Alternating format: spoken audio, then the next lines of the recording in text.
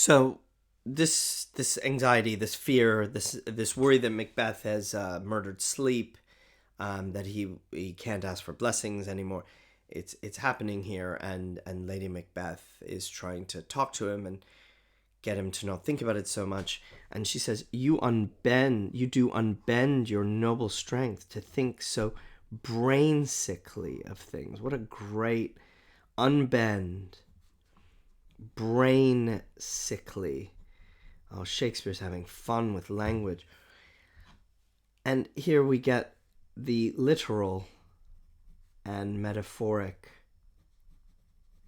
A little water, just some water. It'll wash this filthy witness,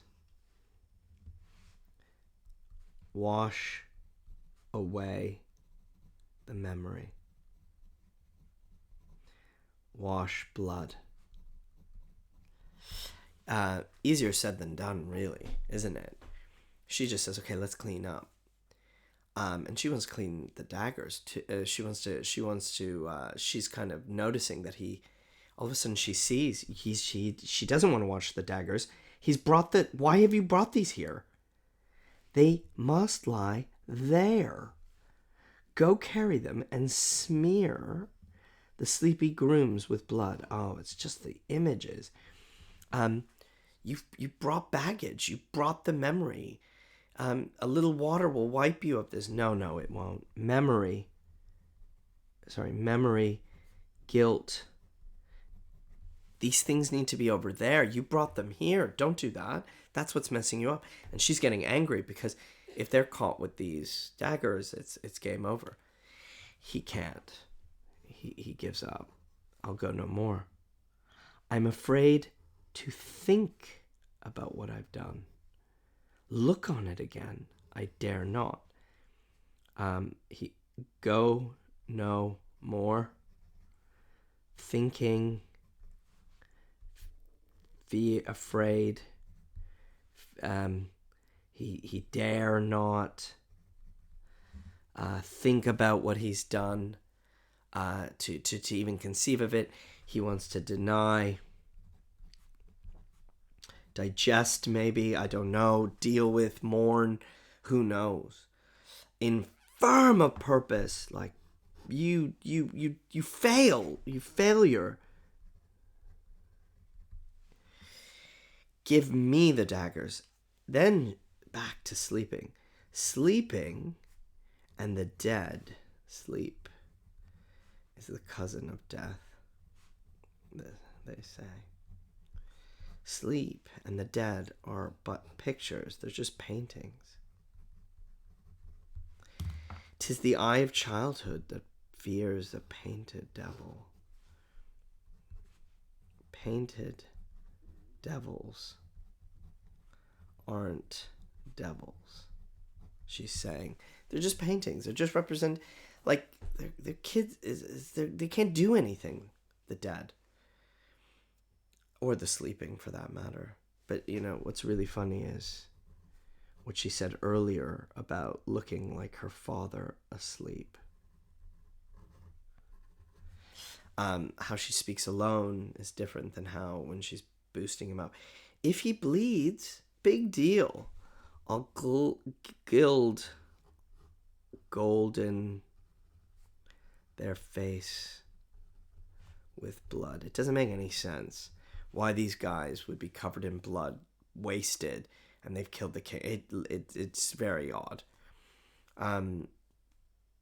For it must seem.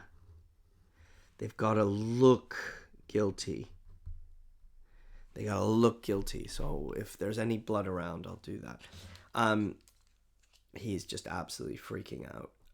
Whereas she seems quite pumped and ready to go. And here now is the end of this scene. She leaves and Macbeth is alone.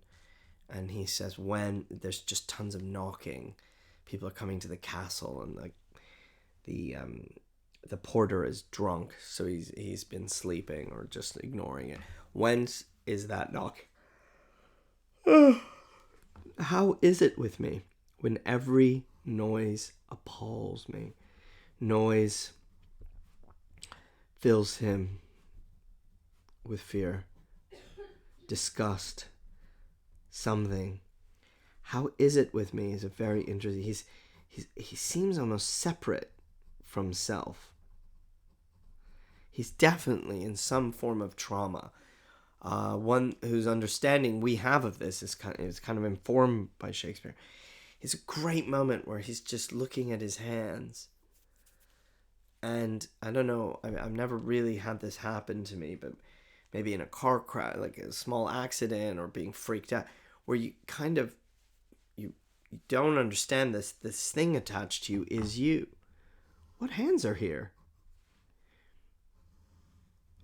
Ha! They pluck out my eyes. Like, are they, is he like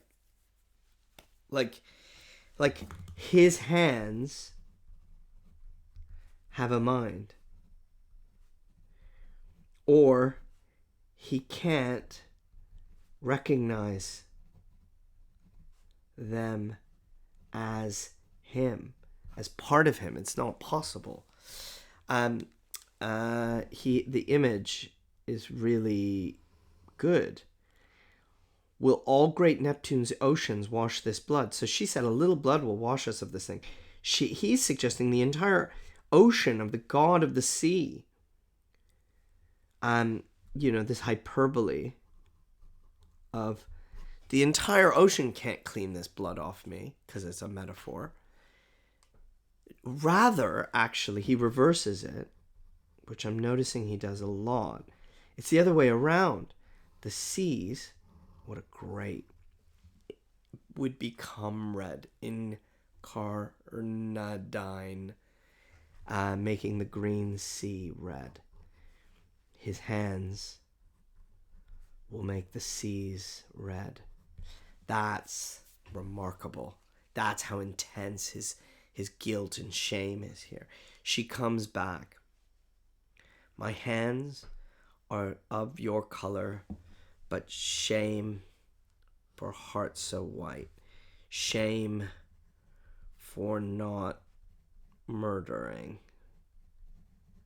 I mean, here again, we can think about, is she as villainous as people have portrayed? Is she really the one who's leading this?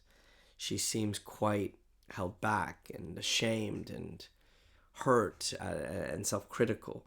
I hear a knocking at the south entry. Retire we to our chamber. Here it comes again. A little water clears us of a steed. No, it doesn't. It doesn't at all. And oh, hubris, oh, arrogance, how easy is it? You're so stringent. That's left you're so loyal, maybe, or you're so fixed you can't get around it. Get on your nightgown. It's so modern. It's so modern, I have to say. It feels so real. Lest occasion call us and show us to be watchers.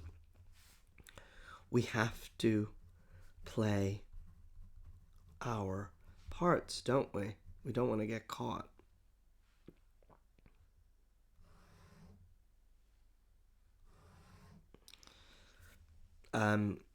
Be not lost. Don't. This getting caught in your mind.